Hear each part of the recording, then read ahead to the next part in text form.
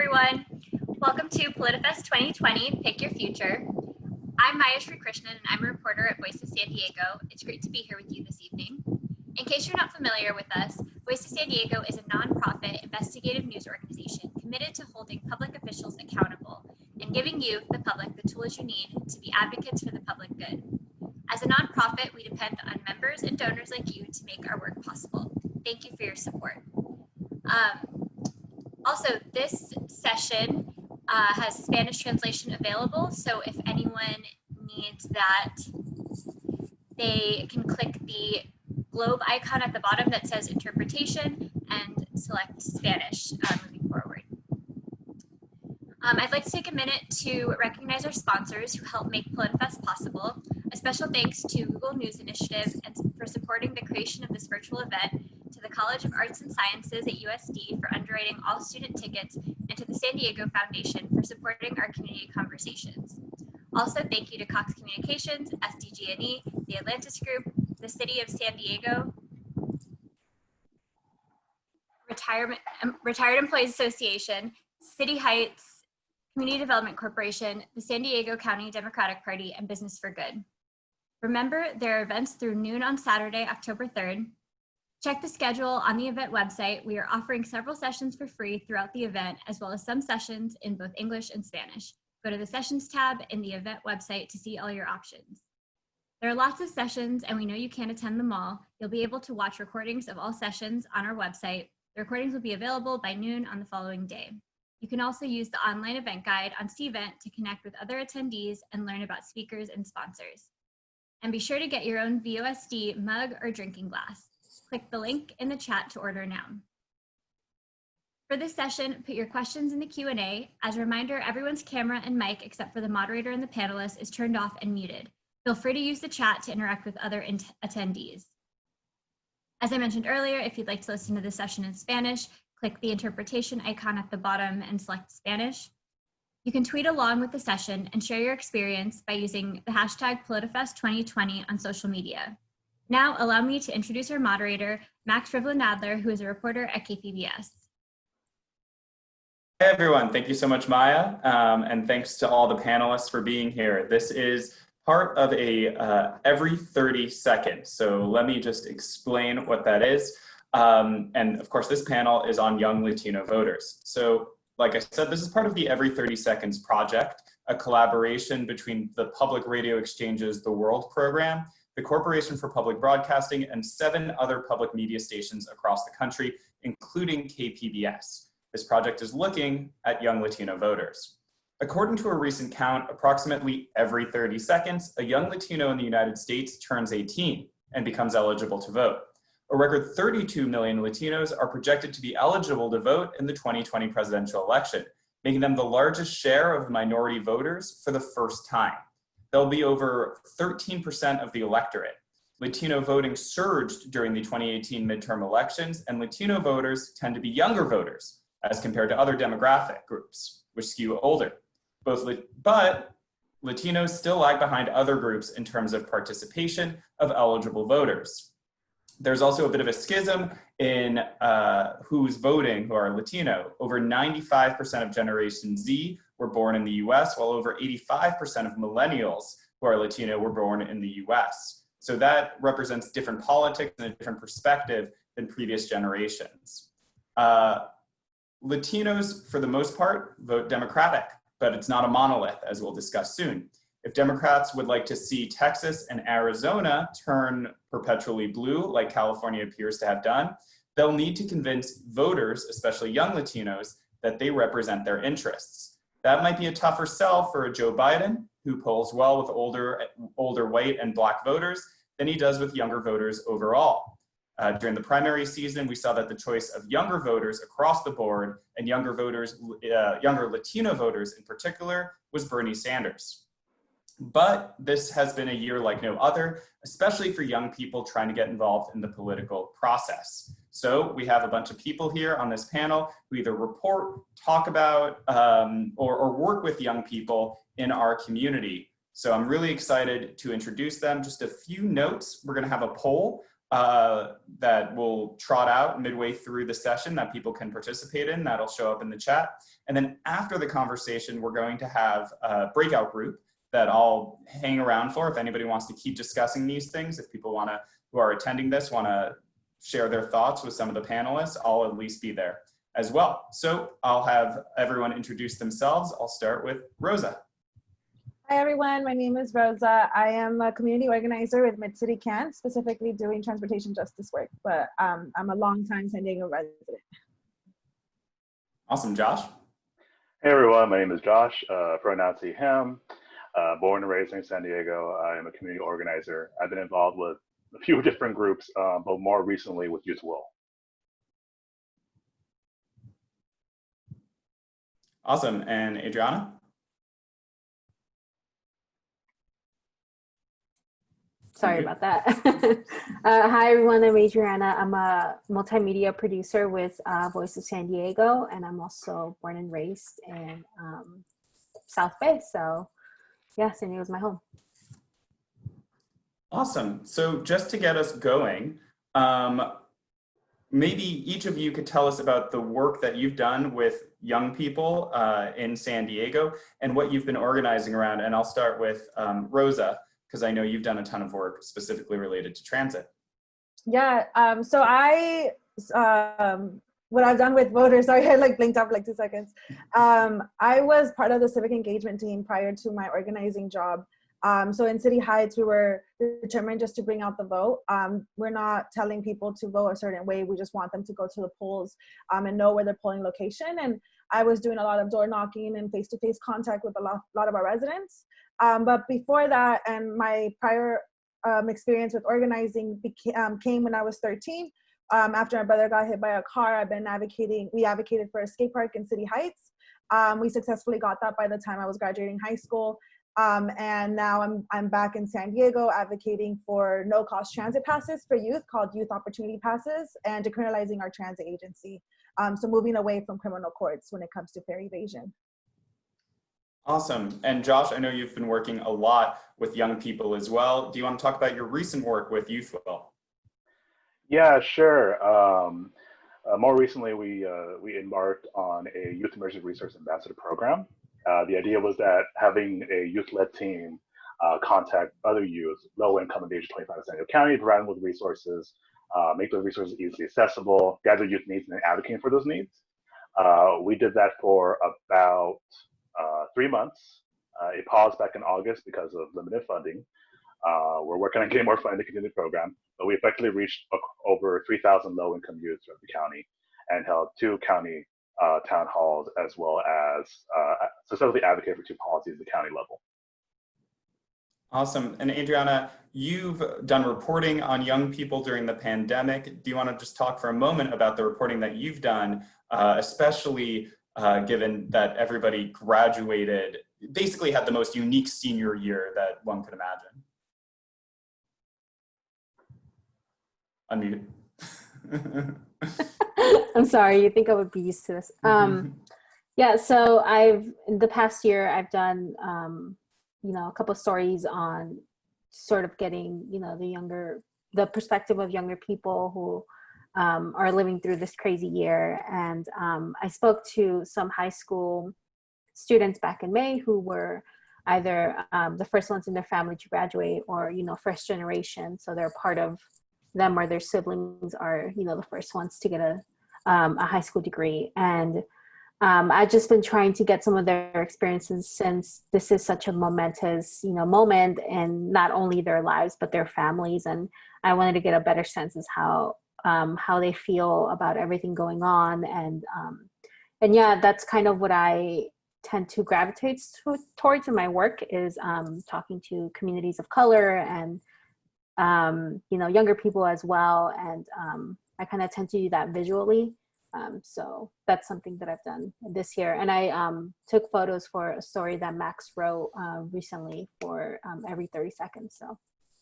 Right. I should mention as part of the project, I've been working with a young first-time voter, Marlene Herrera, who lives in North County, who has had quite a year. And she is started off the year as an undecided voter. She's getting towards her decision right now. She's kind of approached the political process with an open mind.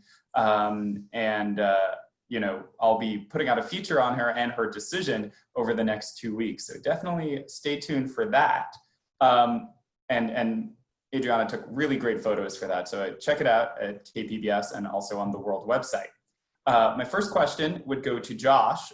Given the research that you've been doing with young people and talking to as many young people as you can during the pandemic, what are their needs and concerns right now? What are you seeing is not being met for young people and what's on their mind? Yeah, something I like to address, first and foremost, when talking about like a young Latino voter or Latinx voter, you know, we're not monolithic, as you mentioned. It's a multitude of various ethnicities throughout Latin America with long histories of difference in colonization. So there's going to be differences in the issues that they're fighting for. Some off the bat are issues that I think that's been occurring prior to the pandemic. So we're talking about like rental assistance, we're talking about access to mental health resources, but we're also talking about issues that impact our communities, such as immigration, so like fighting for DACA, but as well as like temporary protected status, asylum, really talking about abolishing ICE because of its abusive behavior on our communities.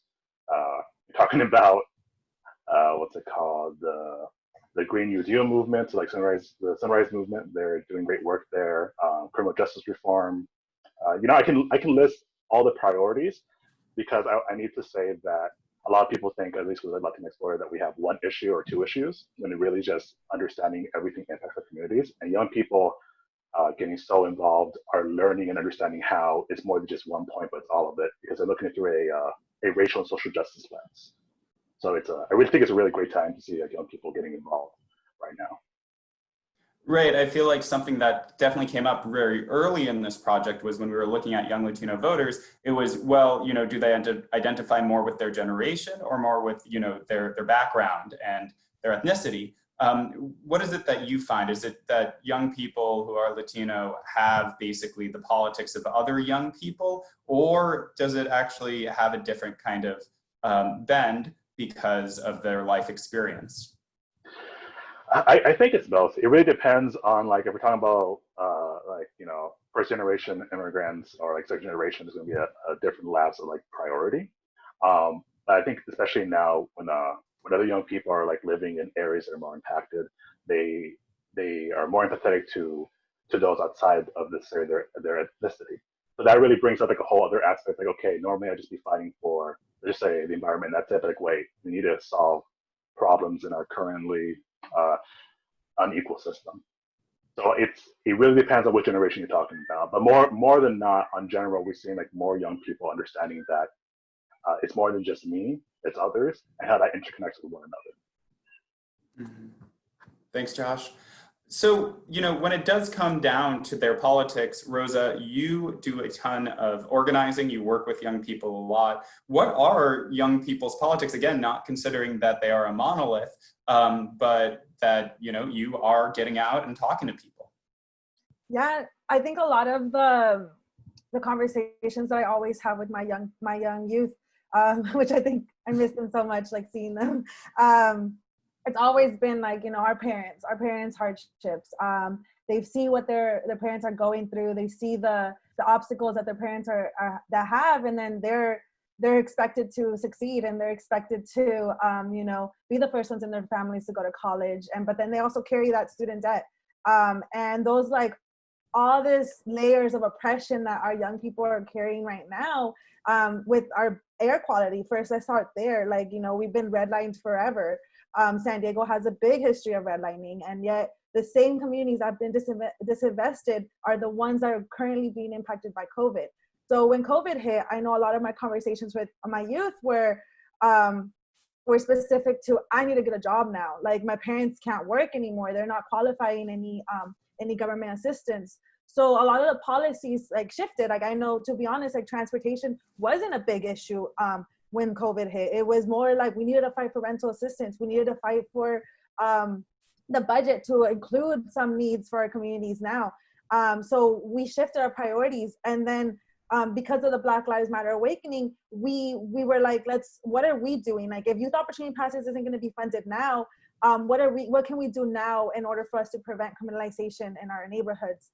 Because that's a whole ongoing poverty cycle. So a lot of our policies that we're moving now and the direction that we're going to is they're investing in poverty and they're investing in criminalization that ultimately leads to longer barriers at the end of the day, because Black and brown communities are being disproportionately impacted with misdemeanors and minor offenses. So that ultimately leaves them like they're not going to qualify for a housing assistance program. They're not going to qualify for Section 8 or all the resources because of this record. So a lot of the policies have shifted in the sense that there are already issues that were relevant way before COVID, way before the virus.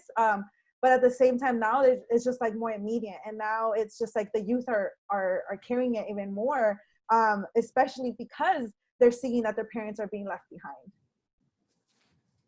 Right, and that's interesting because it basically, their politics are kind of torn between advocating for themselves and their generation and also their parents. But have you seen in fundamental ways that their politics differ from their parents on certain issues? I feel like it just depends. Like Josh brought up, like generational differences. I can tell you from my own lived experiences that when it comes to some youth that have just been in the country for many years, their grandparents were raised here, they don't see immigration as like the top focus. They see it as like the third, fifth option, maybe not even like part of their priorities, more environment and climate change. They're seeking more of like a vision to the future. But when you're talking to first gen, they can't think that far ahead. They can't think about 10 to 15 years because they have to think about what's happening now. They're trying to think if their family is going to be at home the next day. So those are just like the different perspectives that I do notice. It depends on like what age group. It's not the same in everybody. It's not the same opinions when it comes across, because you can talk to somebody that has Mexican descent, but compared to a Cuban or a Puerto Rican, that's a completely different like needs. And you also can talk about colorism in the Latino culture. Some lighter skinned Latinos might not face the same oppression as some darker skinned Latinos. So those are also, it differs the different politics that we do have. Yeah, it's really interesting, especially doing this kind of national project and seeing all the other stories that, of course, the politics of Southern California, if you're a Mexican family that's been living on the border forever, as compared to the politics of, Venezuelan family or a Cuban family, that basically, that's a hyper-charged political environment, not that the border isn't, but they obviously have kind of partisan views on major national political issues. So it's definitely, talking about the Latino vote is just a huge endeavor. And then to think of San Diego as a monolithic group is also inaccurate because it's really diverse. And Adriana, that's something I wanted to ask you about, is seeing through your reporting, what have you seen in terms of kind of the political engagement and political awareness of young people? Because obviously, Josh and Rosa, they activate people, but they're working with a lot of people who want to change things and who are already activated. What do you see among kind of people who observe politics like a lot of people do, which is just passively? Yeah, I mean, I think, I agree with Josh and Rosa that, obviously every Latino has like a different, we're not all the same. We have different priorities and we have different lived experiences. We have different lenses when it comes to the things that happen in our lives and the things that happen around us. But some of the things that I've seen is that in my reporting that I've done is that younger Latinos do obviously want to get involved and they see the benefit of being involved. A lot of times and Rosa mentioned this, they kind of carry like a little bit of the burden from like their families and like trying to make sure that they advocate not just for themselves, but for their parents and other family members. I understand, like, they do want to get involved, but sometimes what I feel is like a little bit gets lost in translation is knowing how they can do that and knowing the way that they can get involved in like local government or local issues. There are some amazing groups here, but sometimes it's hard to understand how the system works.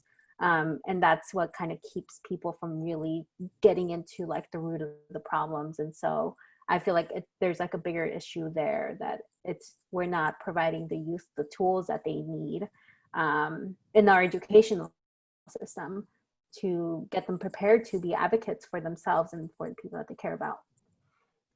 Right, and one of the things, Rosa and Josh, you guys do is, basic political education. But you kind of got to meet halfway. Rosa, do you feel as if politicians, at least in this area, have done enough to reach out to young Latinos to try to get them involved in the political process, or is it a one-way street where they've got to reach them? I honestly don't think anybody has done enough. I think all of the politicians are candidates, and people always use our communities as talking points, and that's always like, I honestly always call it out. It's just like, you need to stop using our communities as talking points, because we don't trust you when you're in office. We're not going to trust you to engage with you. And it's just like, these problems have been happening for years. So if you just one day come to our communities and be like, oh, I'm hearing you, I listened to you. Where were you 10 years ago? Where were you 5 years ago when you were in positions before? So like every person that's an elected official had prior positions and have been part of the system for a while.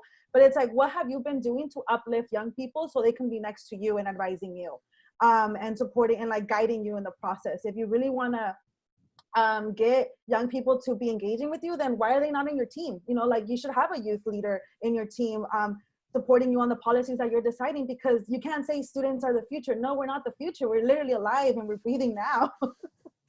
And you're making serious financial decisions that could, impact your life for decades ahead. I mean, student loans, you carry well into, 30s and 40s, for a lot of people, or even well beyond that. So, you make a really good point here that people are always, oh, you're the future, Gen Z will save us. I think that's a big, really popular talking point right now, is the youth will save us. But, the youth is already here, so why are you counting on them to save you? They should already be part of the present.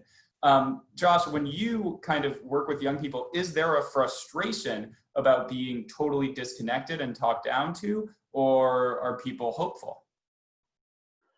What really makes young people incredible is just there is hope, but it's always frustration. It's always both.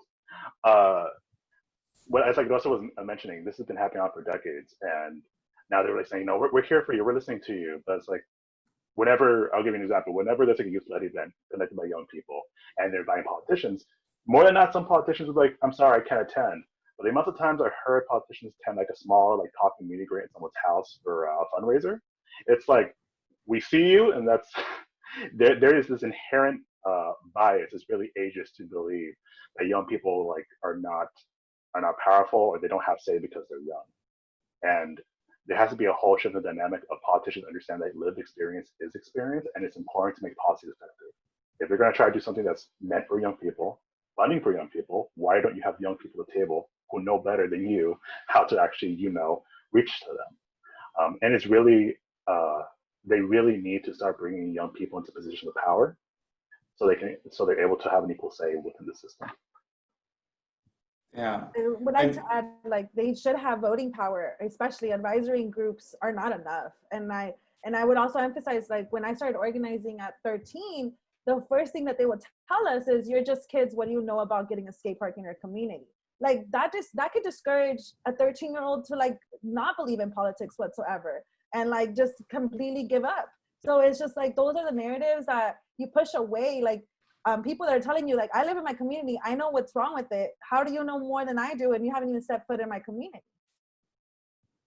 I think also the lived experiences of the the younger people of like the past. I think one of the things that frustrated me a couple months ago was the fire that happened, the Navy ship that burned near Barrio Logan. And all of a sudden, this conversation turned around with, oh God, that's affecting a lot of the communities that are there. Oh my God, all of them are breathing this air. And some people had to relocate, some of the families that were living there. And, that conversation spurred up. But for me, I was like, the people of Barrio Logan have been fighting for better air quality since the 70s. And they've been warning you, the young people have been warning you since the 70s that something like this was going to happen. And you're not doing anything about it. And now it's happening again, and it's going to become like a talking point. It's going to be like a a news story for like a couple of weeks and it's going to die down, which it did. You know, no one's talking about it now, but it's like, what makes you think that young people are going to want to vote or like get involved when they know that they're not being heard, you know, from the lived experiences of the communities in the past?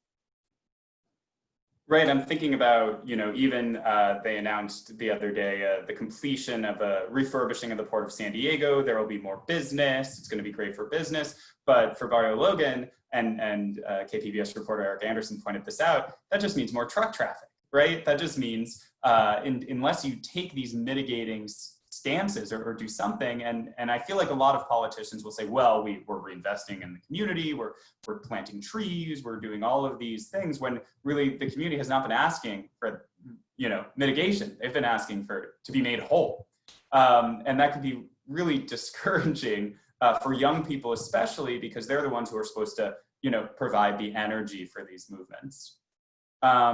So I want to remind everybody that you can drop a question into the chat shortly. We're going to have some polls in here, also in the chat, that you can vote on, which I'm really excited for, to hear what you guys think. One thing that I think gets kind of lost is that politicians like to just kind of check a box and say, I reached out, I did my best, I went, you know, even if they didn't even show up to your forum, oh, I did that one event, I cut the ribbon on the skate park. How can they reach young people right now? How can they actually talk to young people in a way that isn't purely transactional and saying, please vote for me?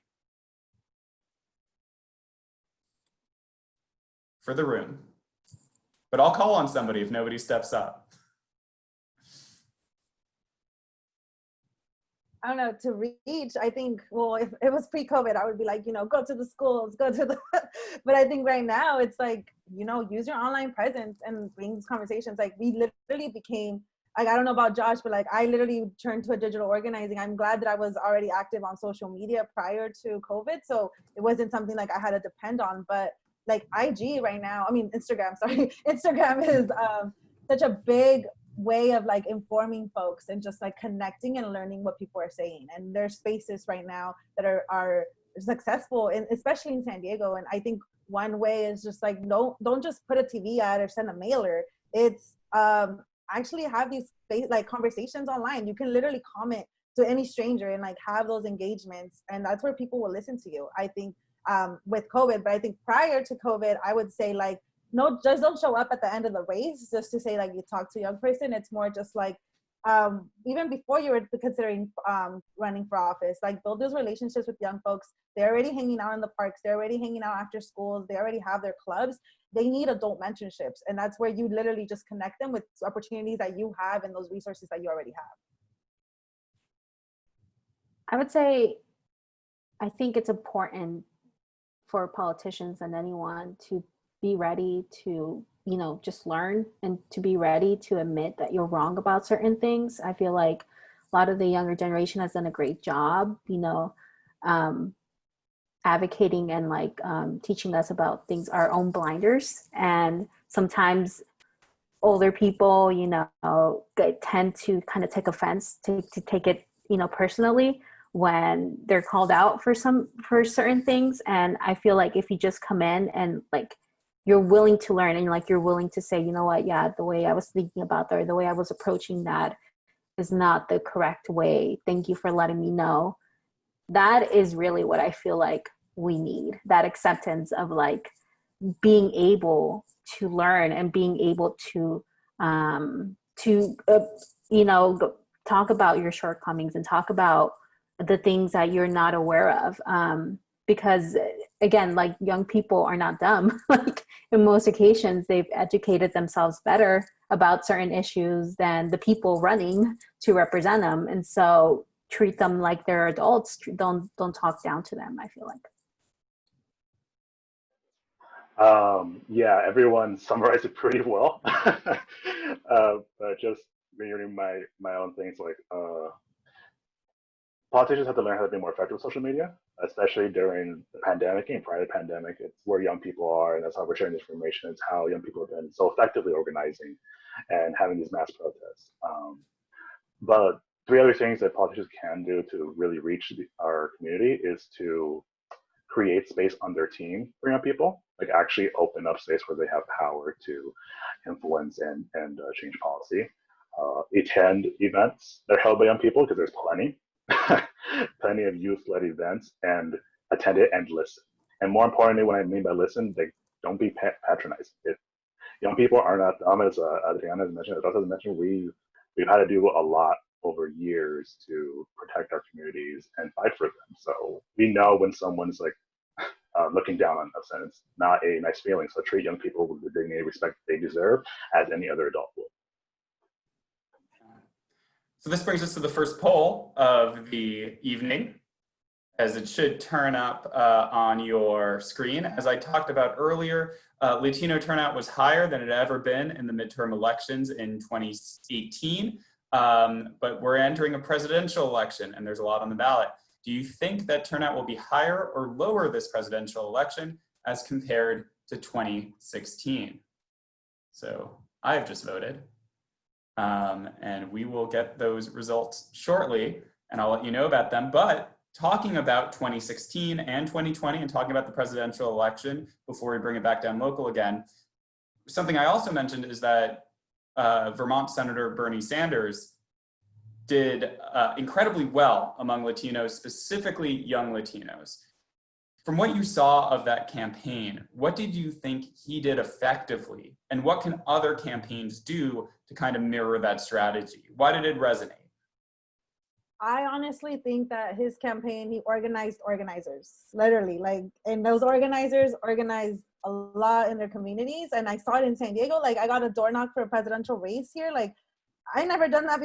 I've never heard of that before, like happening in my neighborhood. So I think that was an effective way, because it's like you organize people that are from the community that can relate to you, and that were already effective to communicate and bring your message out. But at the same time, with the platform, it was something that resonated a lot with the issues that are impacting young people now, like student debt, Medicare for all. Like, you know, those issues are concerns, and the climate. Like, you know, he was worried about the future, and that's and it was constant. And I think that's the big difference of other elected officials, is that people are not constant with their fights sometimes.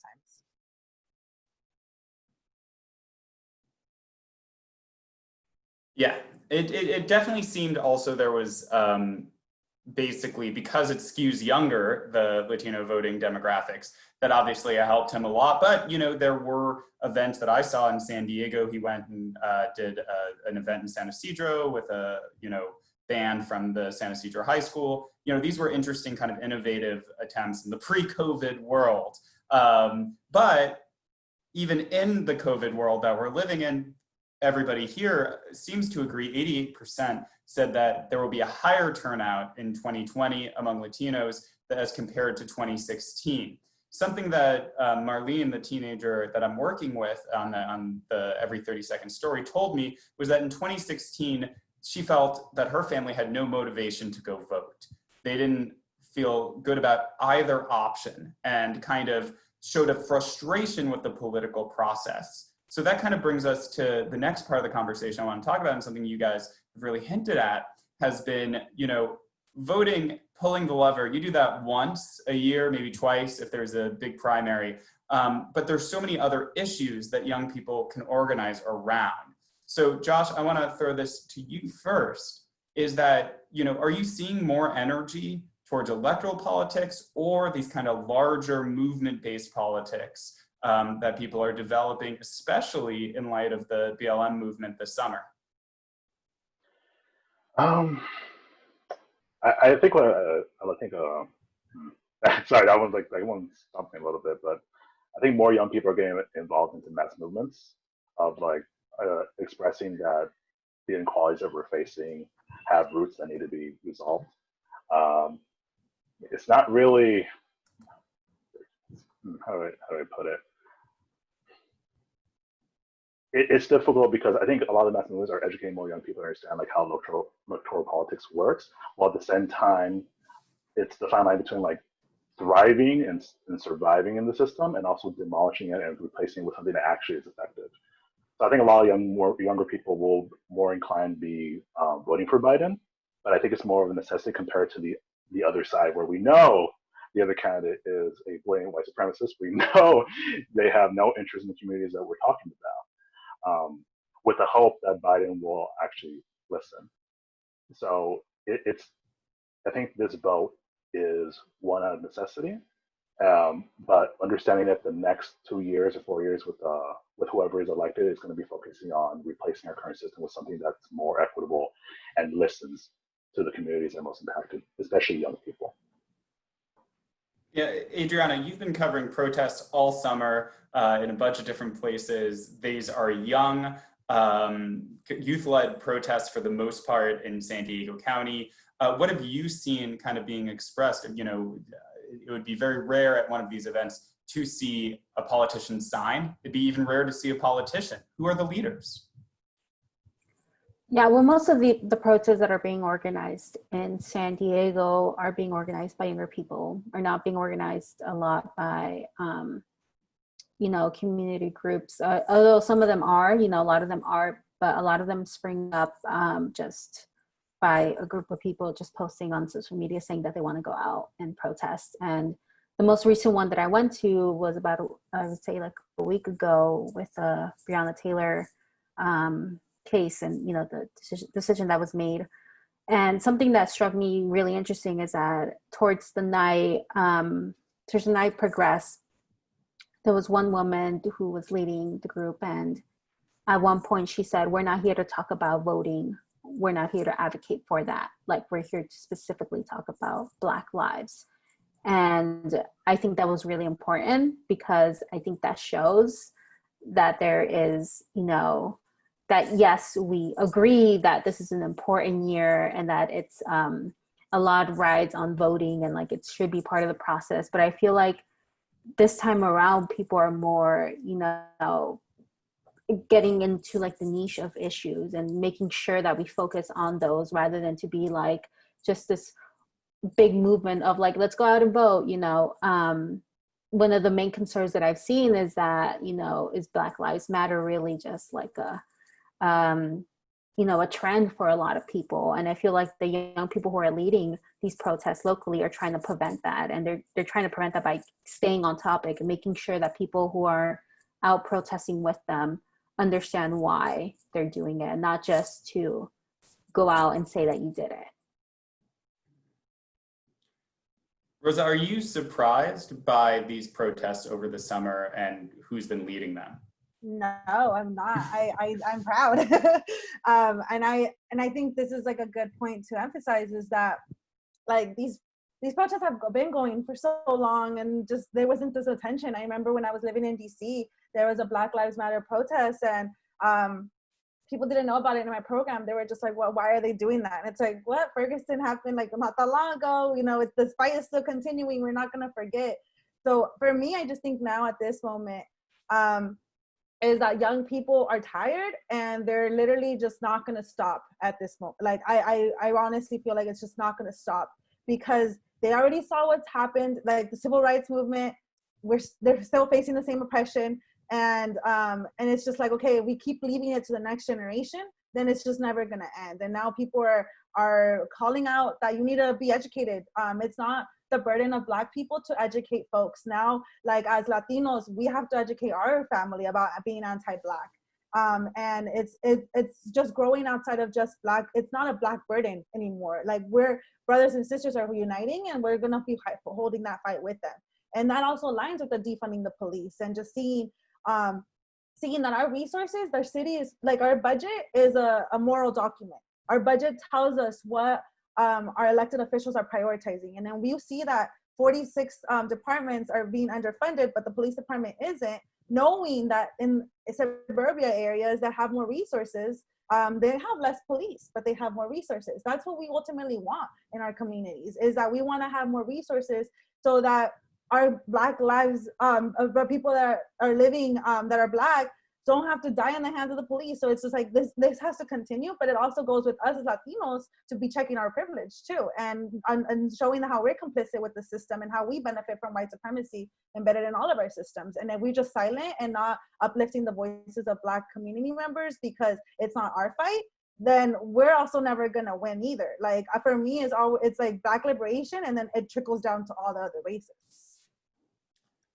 Right, and Julianne from Voice of San Diego points out that there will be a panel on Black and Brown relations on Saturday as part of Politifest, but I'm really interested in kind of teasing this out a little bit more here, because that's one of those things which, you know, intergenerationally, the younger generation has to fight back against the older generation's prejudices. You know, have you seen, any of the panelists, seen, you know, effective efforts at doing that? And, you know, there's so much burden being placed on the younger voters, right? Is not only are they voting on behalf of their parents if their parents can't vote, but on top of that, they're voting maybe for things their parents don't agree with or find offensive, like defunding the police. Their parents might say, I love the police. They help keep us safe. You know, they might not have as much exposure to the same kind of videos that the younger people are seeing and not kind of understand the stakes here. So anyone can jump in on this.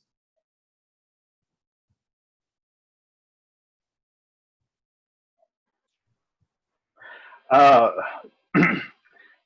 mean, yes. You know, I think there's still a bunch of adults who don't necessarily understand the movements that are being yelled by young people today. It's going to take a lot more education, but I also want to emphasize too that there's actually been a shift amongst older people based on my own experience. I think young people so they're getting more involved, they're getting educated, understanding how to look at things through like a social and racial lens. That they have a better way of explaining, like, hey, you know, or really addressing like when racism happens within our own families. And that's been shifting the dialogue versus like before we would stay quiet because of our uncle's system being racist, you know, whatever. But now we're speaking up about it, and we're trying to address it and be uncomfortable, because even then when having these conversations, you start realizing, wait, there's times where I've been racist or I've said something that's, you know, not true. And addressing all of that as a family, I think has been more effective. And a lot of other older people are starting to understand the movement and why they're happening. So I'm not sure what percentage it would be, but I'm seeing more shift compared to if you asked me this question 2 years ago. I'd be like, no, they would not understand at all. They'd be voting against it. But now you're seeing more and more older people who are like, you know, who are understanding, like, wait, this impacts me. Now I understand why it impacts me, because my kid or my, you know, nephew or my neighbor explained to me more effectively.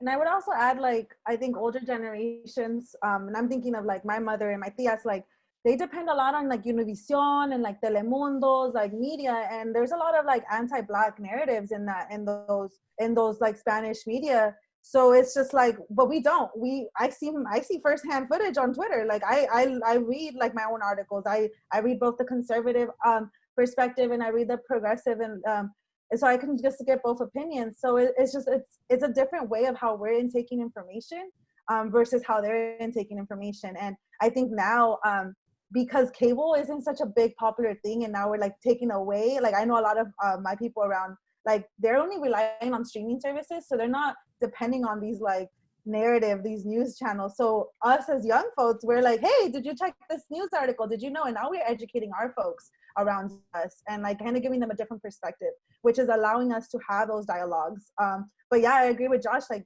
before, we wouldn't be able to do that because it was like, oh, they will have Primer Impacto like every day at 6 o'clock, and they would only listen to that. And if we would try to give an opinion, be like, you know, they're dramatic. Like, why are we listening to this? This is so bad. It would be like, no, it's the news and we have to believe it. And now it's just like, no, the news comes, it's an opinion if you think about it. And we have to digest the different opinions that they're providing us. So that's how I see it. It's changing. It's changing. Well, Adriana, as a reporter, you know, what is the responsibility of a reporter and as a young Latina to tell these stories in a way that doesn't basically kind of play into all of, you know, kind of what's coming up from higher ups in editorial? You know, these are previous generations also in our own newsrooms that we kind of need to push back on some tendencies. Yeah, I think as a reporter in journalism, you know, you're taught that you have to be objective, that you can't really, you have to take into consideration both sides, and that, you know, you don't have a side at all. But I think we need to realize that as we're people too, and that, you know, I come in with certain like lenses and I come in with certain biases already, being a, you know, a Latina and being a first generation Mexican American. I come in, you know, with different experiences, and I have to acknowledge that, and I try to be very upfront about that, because I don't want people to sort of, I don't want to hide it, you know, because I feel like that's what my industry for years and years wanted me to do, is to hide the fact that I am Latino, or not have me do any stories related to immigration or anything like that, because I would have a bias. So I try to be upfront with it. I think I've also realized that having this perspective gives me a sort of an advantage at work, you know, where journalism is a very white industry, and that's the case for KPBS, that's the case for the Union Tribune, that's the case for Voice of San Diego. And so I think it's made me sort of be grateful for what I have, because there have been moments where I have been able to point out certain things that have been, you know, that should be pointed out, but, you know, that if it wasn't, you know, if we had more Latinos or we had more people of color, that would have been an issue. But, you know, because in general, the industry is so white, it gets, you know, passed over, and a lot of people don't see it. And not just because it's, you know, someone has bad intentions or anything, it's just they don't consider stuff that way. And so I have to realize that in my job that it's nothing to be ashamed of, to be of this background, and that it doesn't necessarily mean that I'm like that I'm sided in one opinion, or that, you know, I can't do my job ethically. Yeah, I think that's something that media on the whole needs to get over. And that's something that young people kind of intuitively grasp, is that, you know, you're being fed a narrative. These, you know, no one's a dummy here. They know that they are not getting the straight, you know, stenographer objective truth. They are getting a narrative. And it's whether that reflects to them what's the truth, and from their own lived experience is the truth. You know, which kind of feeds into my next question, because I keep doing that these things just feed so conveniently, into, you know, leading up to the 2016 election, a lot was made of the border. And this is a border region, building the border wall and dividing kind of these bi-national communities. A lot of young people in San Diego grow up on both sides of the border, or have family on both sides of the border. Have you seen that as kind of a experience, at least over the past few years, that has led to increased activism or awareness, or basically because of increased enforcement, be it immigration, or more specifically, and actually more illustratively, at the border itself, with these long wait times and enhanced interrogation by CBP agents? Has this activated people, or have people kind of shied away from highlighting that part of their life?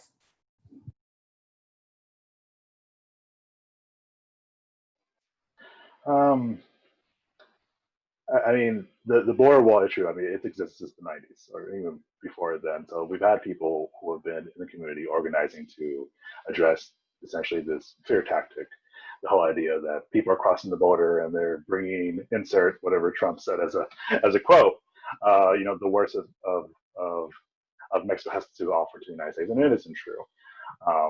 I think there has been some law in prior years, prior to 2016, about like the border issue, just because it's not necessarily something that was up front, considering everything that was going on with the Iraq wars and everything else. But now more than ever, as young people understand, like everything is interconnected. It's not just simply one issue or the other.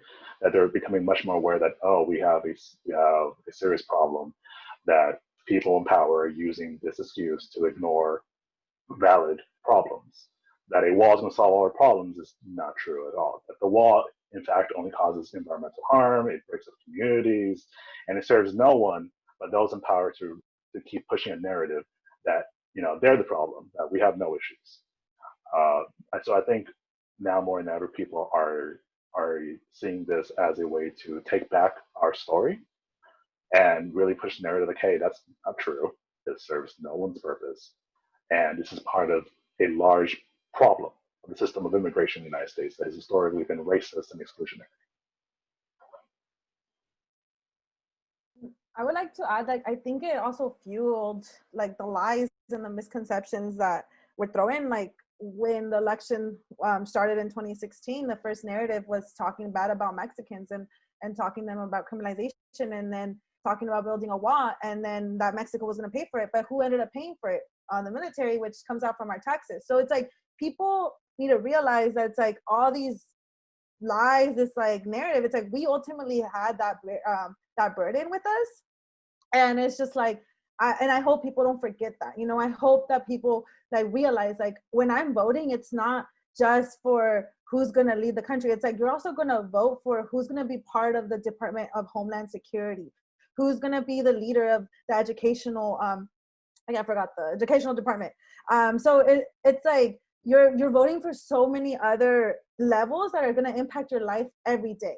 And it's like when we talk about immigration, it's just like that system is so racist in the sense that you can marry a stranger and get them papers before you can give somebody in your family papers that have been contributing to the economy more than a stranger that has never done that. So it's just like it's not fair, and it's not fair for U.S. citizens that are first generation here, that are trying to make it, that are contributing a lot to the economy, that are contributing a lot as citizens and Americans, but they're seen as second class because their parents are not from here, or and then they're just pushed to the side. So I really hope that like that narrative that was pushed and that racism that got normalized, and those systems and those laws that are just normal, that which I don't think should be, like it can change by just the different leaders in all these departments. It's not just the one leader in the office of the Oval Office. It's literally we're voting for somebody that's going to be an impact in all of our levels, and especially local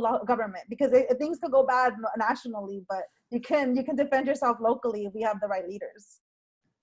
I think it's important to, I think it's also go important to point out what Rosa was saying is that, you know, this idea of immigration has become so racist, and it's become such a big problem. Like this narrative has been put out for so many years that now we're seeing the effects of it. Like I remember when the migrant caravan was happening not that long ago, you know, you saw a lot of people from Tijuana being xenophobic towards, you know, Central American migrants when they were coming here.